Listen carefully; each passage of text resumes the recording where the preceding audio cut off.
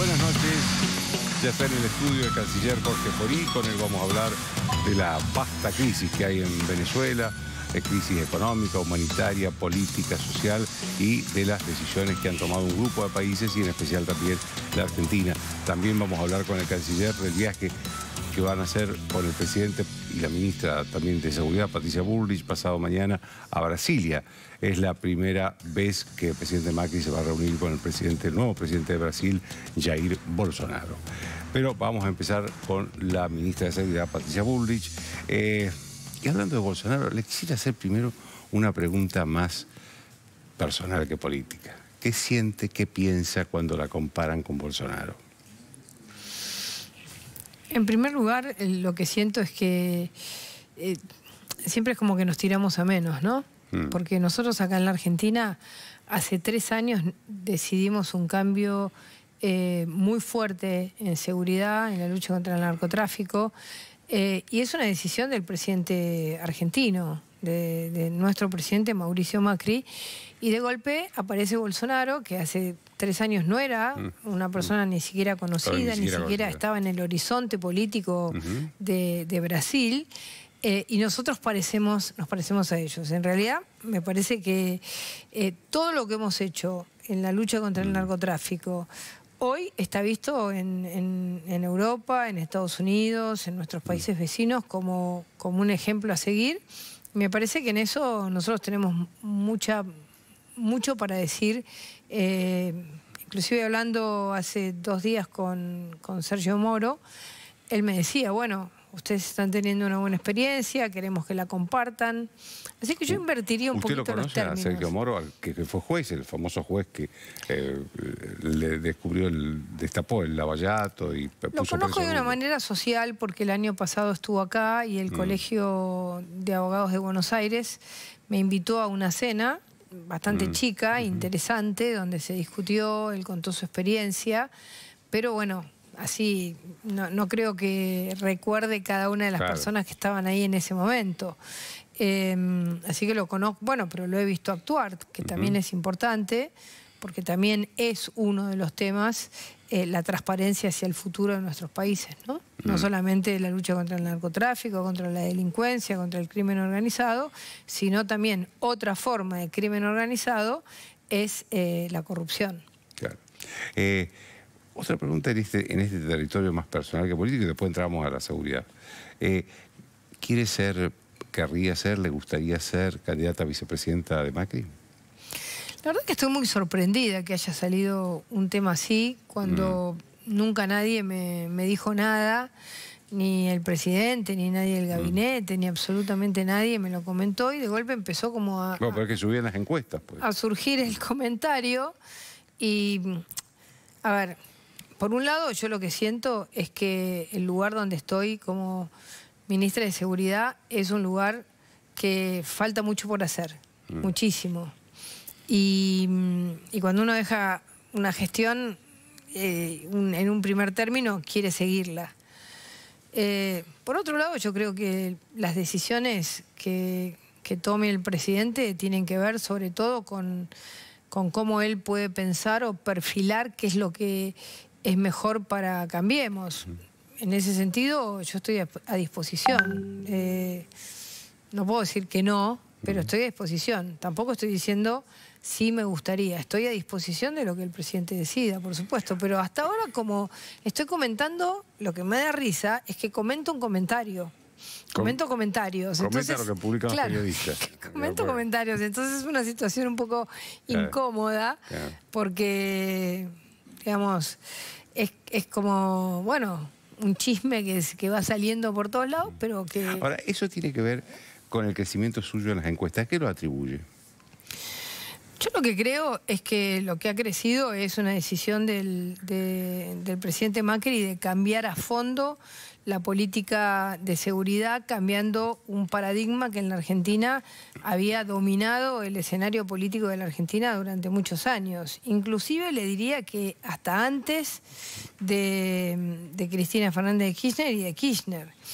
El escenario que nosotros cambiamos es el fin del modelo zaffaroniano, ¿no? Que es el fin de la idea de que el centro es el victimario, que es el que tiene que tener más derechos, que es el que sobre el que hay que vanagloriar como una víctima del sistema, y todos los que verdaderamente son víctimas del sistema, las víctimas, la ciudadanía que sufre, la que pierde, la que tiene que invertir más porque tiene que poner rejas en su casa, la que tiene que poner seguridad privada porque tiene miedo al robo, tiene miedo a que la maten.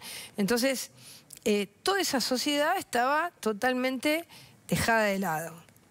Y lo peor de todo es que lo que más dejado de lado estaba era la fuerza de seguridad.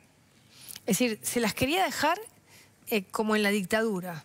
Ustedes son la escoria de la sociedad y las vamos a dejar ahí. Entonces, es como un poco loco, ¿no? Que un país le dé armas a una persona. Hacer una pregunta sobre eso. ¿Usted cree que en la sociedad, una cosa es la dirigencia política y los dirigentes sociales, que en la sociedad sigue habiendo desconfianza con respecto a las fuerzas de seguridad? Yo creo que nosotros estamos construyendo la confianza en base a que la confianza no es un cheque en blanco, sino que la confianza es a construir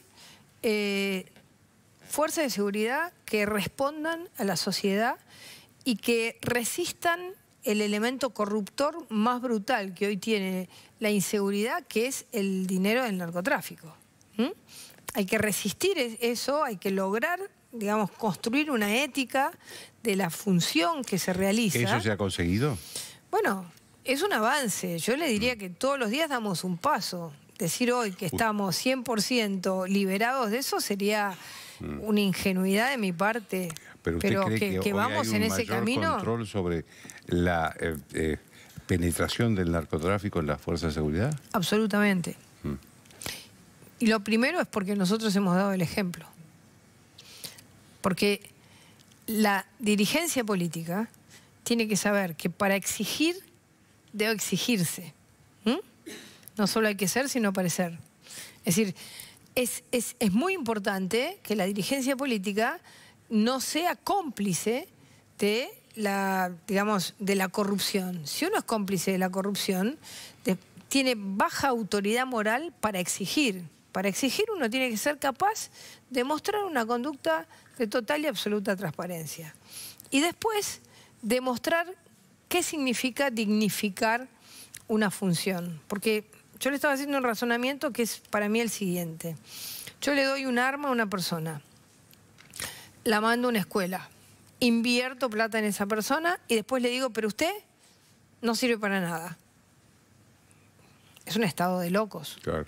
Entonces, si yo invierto en esta persona, le doy un arma, entonces después le digo, sí, usted sirve. Usted tiene que cuidar a la gente, usted no puede corromperse, usted tiene que...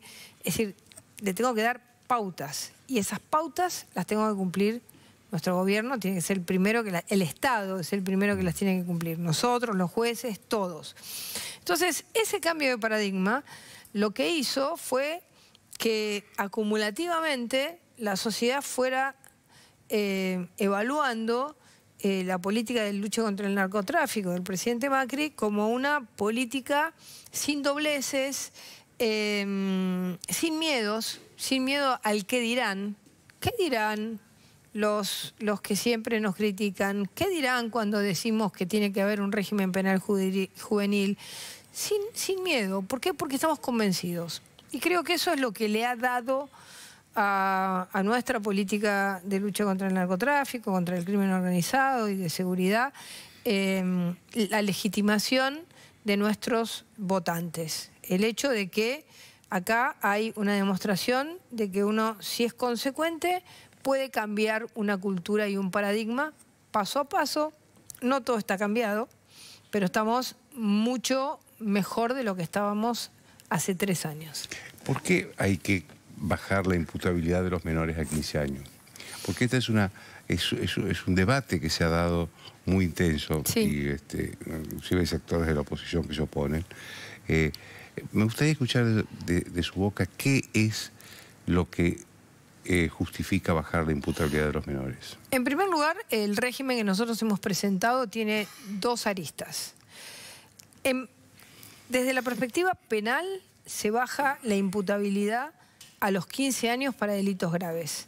pero desde la perspectiva de la contención se genera un régimen de penas alternativas, de restauración, de devolución de lo robado, desde cualquier edad. Porque esto es educación.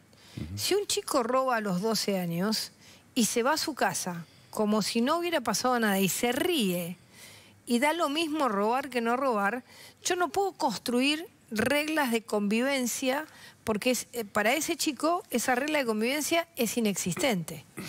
Entonces hemos construido un régimen muy inteligente donde lo que se hace es poner pautas muy claras donde van desde la restauración a modelos alternativos, a que los chicos tengan que terminar el secundario, a que tengan que tener recibir una terapia. Déjeme hacer una pregunta. Supongo que si van presos no van a ir a una cárcel común, ¿no? No. Porque esa es una escuela de delito. No, porque la idea que nosotros tenemos es que esto es Giuliani. ¿Cuál era la teoría de Giuliani? Que fue muy exitosa. Si yo tomo al menor, al chico, cuando comete su primera infracción, su primer delito, yo lo que hago es impedir que ese chico siga su carrera delictual. Muchas veces dicen, son pocos los jóvenes. Primero, no son tan pocos. Pero si uno los agarra más jóvenes, impide que a los 18 años estén matando a alguien. O se estén matando a ellos mismos por el control de la droga. Entonces, la posibilidad de una fórmula muy importante en política criminal es tener menos delincuentes y no más presos. Claro. Digamos, si yo logro que la sociedad, digamos, a partir de políticas claras, de qué tipo de orden tiene la sociedad de convivencia, yo logro que haya menos delincuentes porque logro frenarlos en sus primeras conductas delictivas y logro que no sigan en una carrera delictual y después terminar muertos o matando. Voy a tener menos delincuentes a los 18, menos delincuentes a los 19, menos delincuentes a los 20. Entonces, es muy importante, porque lo importante no es la edad, sino la idea de que si hago algo y no me pasa nada, es la construcción en ese chico de la impunidad. Pero esto es lo mismo que en una casa. Si un chico hace un desastre en una casa y los papás y la mamá y el papá no le ponen un límite, le dicen, mira, esto está bien y esto está mal, esto no se puede. Ese chico el día de mañana va a seguir y va a seguir y va a seguir. Porque siempre es la lógica, sobre todo en la adolescencia, es la lógica de cómo se construyen los límites, ¿no? Y cómo se construye el límite para que ese límite no se traspase. Y si se traspasa, tenés una consecuencia. No puede ser que si traspasás el límite no tengas consecuencia. El otro tema conflictivo es el de las pistolas Tracer. ¿Qué efectos tiene eso? Porque ha provocado mucha crítica eso también en algunos sectores. Pero el gobierno dice que no mata. Entonces, si no mata, ¿por qué provoca la crisis o la crítica? Porque la crítica es un juego argentino, ¿no? Es como un deporte. Entonces, a ver, el razonamiento es bastante simple. Hoy, en el aeropuerto de Seiza, ahora hay miembros de la Policía de Seguridad Aeroportuaria que tienen una 9 milímetros en su cintura. Andan alrededor de la gente, cuidando. De golpe hay una persona que dice, agarra a un chico del cuello y lo quiere secuestrar. En el medio de esa situación, una pistola, la pistola que tiene ese policía es una 9 milímetros. Es decir, que si no puede disparar porque tira en un tumulto, claro, puede generar un daño colateral. Si tira un arma no letal, lo que hace es inmovilizar a la persona a la que le tira con el arma no letal por el tipo de situación que se genera en un lugar de conglomerados de gente. Entonces, es lógico, en lugares donde uno puede generar un daño colateral, no usar un arma mortal. Vendrán otros que estarán, porque sí, afuera del aeropuerto sí van a seguir con las 9 milímetros, porque ya es otra situación. Ya puede haber una persona que se escape con un auto, o pueden querer tomar un avión, pueden haber circunstancias distintas. ¿Por qué dicen que estas pistolas son crueles? ¿Qué crueldad tienen? No, es un efecto que lo que hace es generar que la persona se inmovilice y se... Por un golpe eléctrico. Pierde, sí, pierde digamos, por unos minutos pierde la capacidad de responder, queda como inmovilizado. Pero bueno, también, digamos, peor es andar con una arma larga, no letal, pero larga. Es decir, no tiene sentido. Esta está aprobada en todas las policías más importantes del mundo. Entonces, es como que en la Argentina cada cosa que queremos hacer, que lo que hace es generar y poner a nuestras fuerzas en el mismo lugar en el que están las mejores policías del mundo, nos dicen no. Bueno, nosotros queremos ir para allá y lo vamos a hacer. Además se declaró constitucional, con lo cual el debate ya está ganado.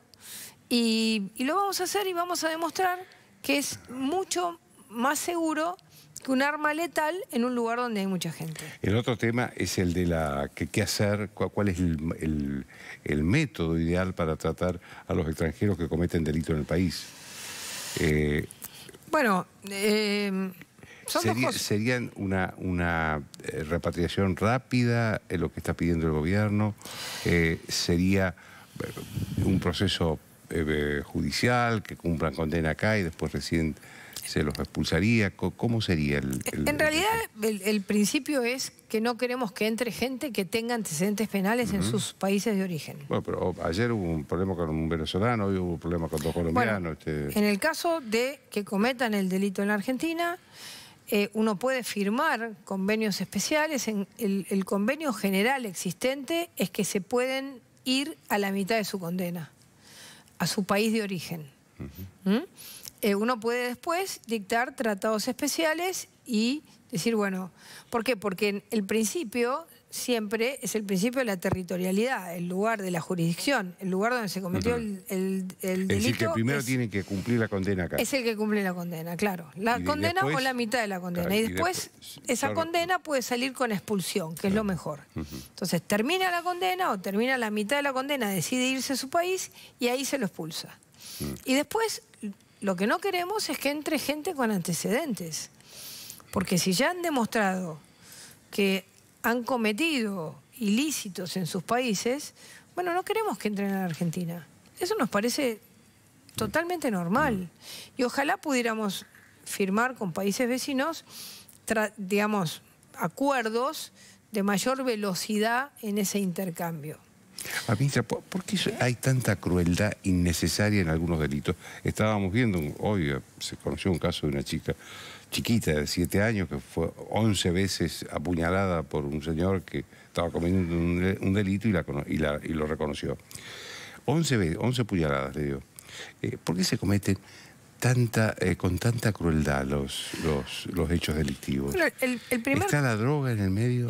Está la droga. Está la droga. Por eso la discusión esta de que la droga no hace nada, de que la droga es una fiesta, es una mentira. La droga... Puede haber gente a la que no le haga nada, pero este caso de esta chica, ya el barrio, yo no lo puedo aseverar, pero el barrio estaba comentando que era una persona que tenía problemas de droga. Entonces, la droga lo que hace es, digamos, destruir a la persona que ya es delincuente, y además de delincuente, esa persona tiene un estado mental de total y absoluto descontrol. Entonces, realmente uno ve la gravedad del tipo de delito. Por otro lado, el otro tema es que vivimos en un mundo donde todo se ve. Antes pasaban muchas cosas similares, pero uno no tenía a los 2 minutos una cámara donde veía lo que estaba pasando, ¿no? Veía las escenas. Entonces, eso también le genera, digamos, como mucha más exposición al delito, ¿no? Es decir, porque nosotros objetivamente venimos logrando una baja de los delitos, pero es como decir algo poco creíble, ¿no? Porque, digamos, lo venimos logrando, pero cuando aparece... Pero mientras el hecho exista, va a ser difícil claro, decirles que bajó. Una última pregunta, ministra. Viaja usted mañana a Brasil. ¿Hay temas de seguridad, sobre todo referidos a la triple frontera, al terrorismo, que hablar con Brasil? Sí, nosotros tenemos una agenda larga sobre los temas de tratados de extradición, tratados de antecedentes penales, intercambiar antecedentes penales. Tenemos el tema de la triple frontera, donde tenemos un trabajo de inteligencia común entre los tres países, que hemos realizado hace muy poco el caso Baracat, que era un caso realmente muy importante, ¿no? Narcoterrorismo, para decirlo de alguna manera, el caso del dinero que iba a la organización Hezbollah, que lo hicimos los tres países en conjunto. Después tenemos el mismo problema, Brasil y Argentina, porque tenemos el intento de entrada permanente de droga de los países productores que tienen frontera o que son cercanos a nuestros países. Y ahí tenemos un problema común. Nosotros hemos hablado mucho con Brasil y yo, charlando el otro día con Moro por teléfono, comencé a charlar el tema de la integración de los sistemas de vigilancia inteligente que ellos tienen en la frontera y que nosotros también.